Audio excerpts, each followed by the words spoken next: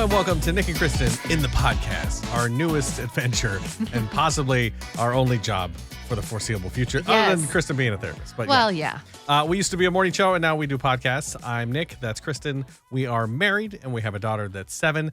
And if you don't recognize the lovely young lady that's to my right, you may not realize that Kristen has straightened her hair. I just straightened my hair. It's not a big deal. Well, when I first met you, your hair was straight. Yeah, so I would straighten it all the time. It's been since then, I think, since our wedding that you straightened your hair. It's been a while. I used to be blonde, and I used to straighten it all the time. Yeah. And then I was like, why am I putting myself through this torture? Because if you dye your hair blonde, like you have to do it like every 3 weeks, and it's very expensive. And like doing your hair and straightening it when you have curly hair is just a nightmare. It takes so long. You embraced your inner curls. Yeah, I was just like, you know what? I'm going curly and I'm going brown. And like I dyed my hair the other day, and I was like, you know what? It's been forever since I saw it straightened. Yeah. So I'm going to straighten it just because, why not?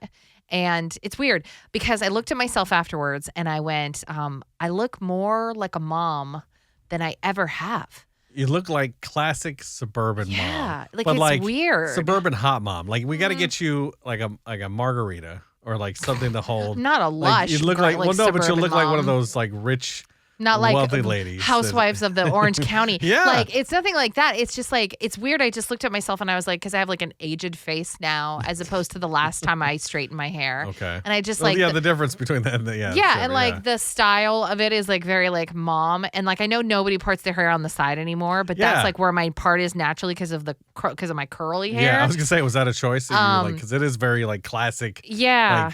No, it's just Jetson like family. That's kind of where my part like normally is. Because when you have curly hair, if you part it down the center, it creates like this weird triangle type of thing. Yeah. So you kind of have to like pick a little area, but it doesn't look as severely parted because of the curls. Yeah. And so, I just feel like I look old 90s housewife kind of thing. Like I'm a little embarrassed about it, but it's an older style. It does reflect an older style, but like I think it looks good. Thanks. And I think, it's a new new way to look at you. I have to like pin it up or something. Do something like that's a little more that's me. cute. Yeah, I like that. Yeah, like we'll try it. Because this is just like it's too voluminous and it's just like it looks like I should be wearing all pink, taking a benzo and having a cocktail for dinner.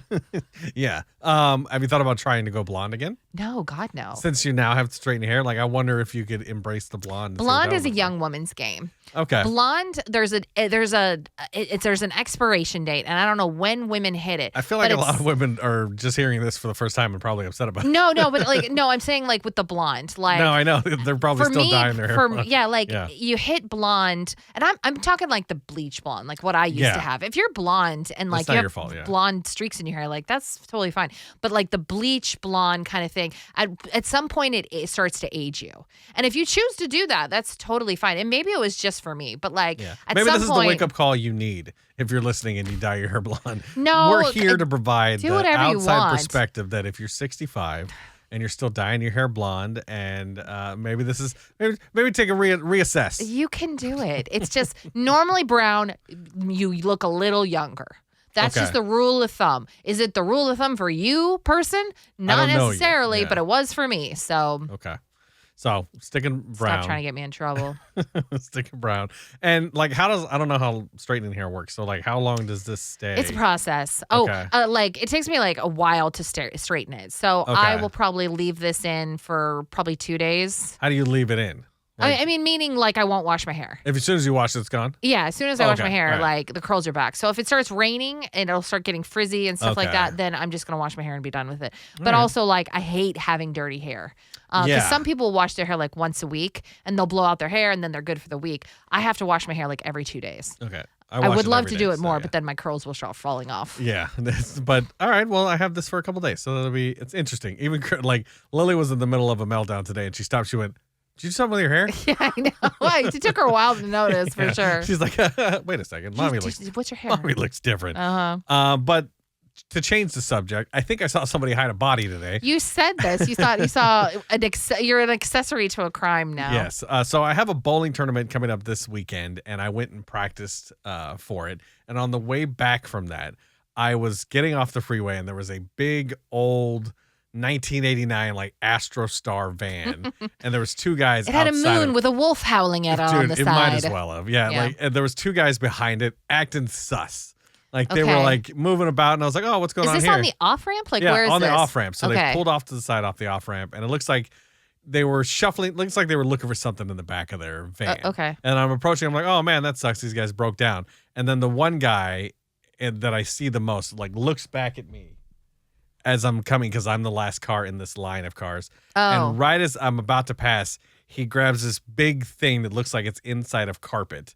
And him and his buddy like grab it and pull it out. And as I'm driving by, I'm like, wait, what was the rest of that? Like, I didn't see them like pull it out. There was shoes hanging outside the end of the carpet. Dude, by the time I got up to the top of the exit ramp, they were already coming up the ramp. I was like, oh, I got to take a picture. I'm like making mental notes. I wrote it in my phone. I was like, guy was wearing blue shirt and brown shorts. He was about 6'2". He had a friend. See something, say something. Yeah, Nick. and he was in the red Astro van. I was like 1980s to 1990 Astro van, bright maroon red. And I was gonna shoot the license plate, but he was going so damn slow. I couldn't. The light had turned, and so I had to go. And I'm like, no, and I'm holding up the traffic to try to get a picture of this van. But if the police are out there and they're looking for somebody, I saw them, and I know where the body. So why don't you just report it? Why don't you? Because I don't know what it is. I don't know if they were either way. They were probably dumping something illegally. Like, I don't think that. Obviously. It may not be a body, but it may be a body. You know what I mean? Why, like, on the off ramp? Like, I don't know. You've got a bunch of witnesses. But there's like, it's one of those off ramps that curls up like this, and so there's a big like forest area. Oh, that area. And so when they were pulling, it's just the quickness with which they moved. Either they were going to pull it out and put it in the middle of the road. Well, they knew they were doing something wrong. Or you're not allowed to dump there. Definitely knew they were doing something wrong. And I was the last one to be able to see it. You should go back and like go trudge through the little forest and be the person that stumbles upon the skeleton. I don't know if I want to see a body. But yeah, it was, I don't know what's back there. Maybe they're feeding a Wolverine. I don't want to take any risks. So, but if I'm going to be watching the police scanners and seeing if they're like looking for a red van. Has anybody seen this body? And I'm like, I know where it is. I want to be the guy that finds the body. The tip. Yeah. Wait until they offer a reward because you are unemployed. That's true. It's like, oh my God, there's a $500,000 reward. I'll be like, Nick, this is the time. I know where the body. Now tell them what you know. I've been waiting. Your time for this. costs money. Yeah. But speaking of bowling tournament, I know you guys all want to talk bowling because it's what you all enjoy the most. And I was practicing for bowling today. I'm trying not to completely disappoint my team. So it's in the Oregon State championship. So it's a bowling tournament that's like the Open. And I've joined a team of good bowlers. And I have the highest average on paper, but I don't think that I'm the best bowler there. Like, these guys have gone to this tournament several times. They are friends with each other. They bowl in all the high-level leagues. I've been bowling on a fun league for 6 years, and I just recently started getting interesting and started trying. Mm-hmm. And so I have to bowl in this tournament for 2 days, basically all day for Saturday and Sunday. Yeah. And I feel like I'm going to let everybody down. I feel like I'm the weak link, and so I have to focus, and I don't know if that's going to make me better or worse, but I'm worried. So. Yeah, I mean, okay, but challenge those maladaptive thoughts, I suppose. Are you the worst? Mean? Bad thoughts. Okay. Are you the worst? You said on paper you're the best. On paper. Yeah, okay, so just keep doing what you normally do, because the reason that you have the GPA or whatever the heck what is it? The average. Yeah. The reason you have the average on paper is because you've done it. Yes, but it's a tournament, and they changed the oil patterns for that. So they've bowled in more tournaments than I have. Yeah, well, then, this is like a league. Then chalk it up to that. Hey, guys, I'm new to tournaments. I might be a little rusty, but I'm just here to have fun, because you're not going to win. I might. I could. I don't want to be not supportive and be like, oh my gosh. But it's it's a tournament. You're new to the scene. Please keep the expectations sea level below. You know what I mean? If we can dig into the center of the earth and put the bar there, let's do that. And then that way, when we do good, we'll be like, yeah, great. We came in 7th. Wonderful. But if you walk in there going oh my gosh, I have to be first, or my team is going to hate me, yeah, you're going to have a bad time. I just have to bowl better than everybody else. Or half the team. But you're not. You're not going to bowl better than everyone else. At least half the team. Because we have a team event, we have a doubles event, and then singles event. So I can blow my singles event. Okay. That's fine. But the doubles, I got to show up. And then team, I got to be better than half the team at least. Yeah, but or else I'm a disappointment to everyone, and I way won't be you invited say back that, though, to bowling tournaments. Like, oh, I got to show up. It's like, well, you're not going to show up. You're going to do the same level of effort in every single one. Just go out there, know that you're doing your best.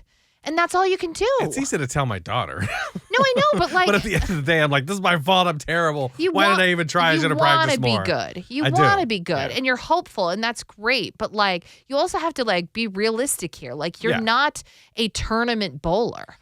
You're trying to be, but you're new to this. Right as I got into tournaments, it just so happens that right as I was like, all right, this is it. This is my year. I'm bowling the 300. I'm bowling in 20 tournaments. It's going to be great. And they're like, by the way, you're unemployed. And I go, damn it. Yeah, because these tournaments cost money. So this is going to be the last one until you get a job again. I know. But if I get top 10, will you let me get another one? No. If I get top 10? No, why would I? That's like $5,000. Great. Put it towards the bills. Let me get a tournament. No. What if I win again? You don't get to go then have I can fun. be a pro bowler. But I'm over here working? That's not fun. It's business. Yeah, this is my job. My job is to bowl. You said you would PBA. never, like, the pro bowlers make zero money unless you're terrible. like the top 3 people. It looks and like even a terrible, then, looks like and it's a horrible life. Yeah, they stay in hotels for like months. Not like the Four Seasons, like the whatever they can afford because they have to pay for it. Fairfield Inn. Yeah. Courtyard Inn at the airport. Maybe if I go pro, I can be the eccentric one. Like I have to just switch on a new character. And I can either be the angry man, the guy that talks a lot of smack and is like known for his anger, or I could be like the John McEnroe of bowling. Just like, or I could be the super friendly dressing an all pink guy, or just I could be the old guy. I could dress up and make myself look super old. I need a shtick. Yeah, you're not going to get that far because you're not going to be able to be in a tournament or in leagues or anything like that until you get a job. Killing my dreams. This unemployment. Go work at a pro shop, get 50% off your bowling, and there's a way that you can do that. I mean, I'm not against. I know. I'm not against. It's fine. Yeah. Like we were talking about this on the podcast the other day. Like this. I'm this and this, right? Yeah. Like, there's nothing wrong with being like, hey, I freelance audio-visual stuff. I make videos. I'm a photographer. And I also work part-time at the pro shop or whatever it is, so that I can get free bowling or I can get half off balls or whatever it is. Like, I've thought about working at the bowling alley, and I would, knowing everybody else that works there, I would be the old guy at 40. Oh, no. That works there. I know, but I don't want, they're all young kids making probably like $9 an hour. Yeah. And I'd just be like, hey. Well, you're not going to be friends with them. You're not going to be like, hey, young fellows, who would like to have a smoke outside by the dumpster? And I don't know if I ever want to work where I'm the old guy there. Well, buddy, you are losing daylight. I know. Like, I don't know what to tell you on that. That's where I think I'm headed. Wherever I go, I'm now no longer the fresh, young, hot thing. Yeah. I'm the old seasoned vet. Yeah, where could you possibly work where you'd be the young, the old folks home, child? I guess. Yeah, the old folks home. Hey, son, let me take you under my wing. Now you're the mentor. Oh my God, that's terrible. I mean, God, what happened? Get on board, man. What happened? I don't know enough. I don't know enough to be a mentor in anything. You sure don't. That's what's so scary about all this. maybe I the look at you and I'm like, oh boy, you're gonna be in charge. Yeah, well, yeah. I don't know if I'd be in charge. I would just be the guy at the desk. You'd be spraying the shoes, the antifungal in the shoes. Here you go. Sorting them by number. Look at boss. Honestly, like, isn't that kind of meditative?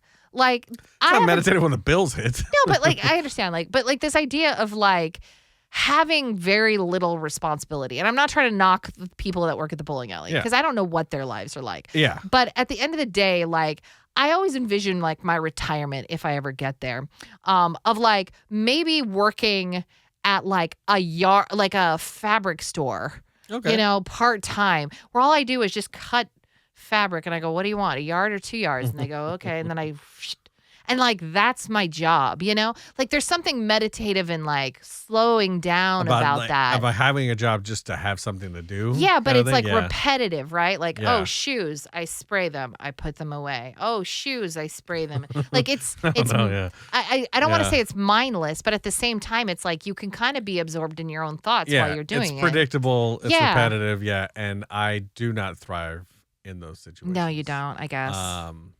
Yeah, I've knowing your history. Maybe as I get older, maybe I'll be a little more, but I feel like it's getting worse.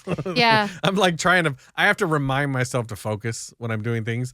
I came up here earlier and I sat down to fill something out, and I was immediately drawn in by something else. And I was like, wait, no, I got to do this. And so I don't know. That's the ADHD.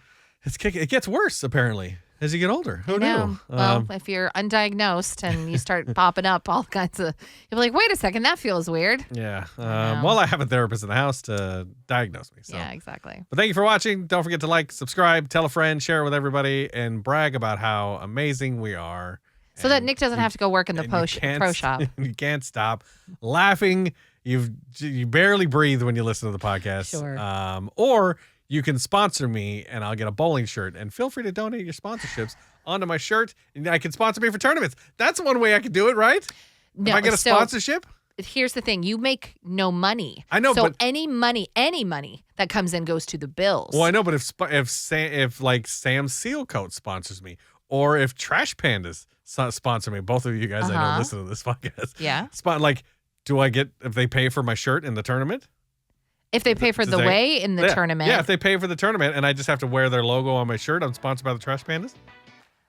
Huh? I don't like that. Why not? Because you got to pay bills. I know, but they're helping me. Sponsor this podcast and then pay our bills instead of you bowling. I mean, a bowling tournament costs like $100.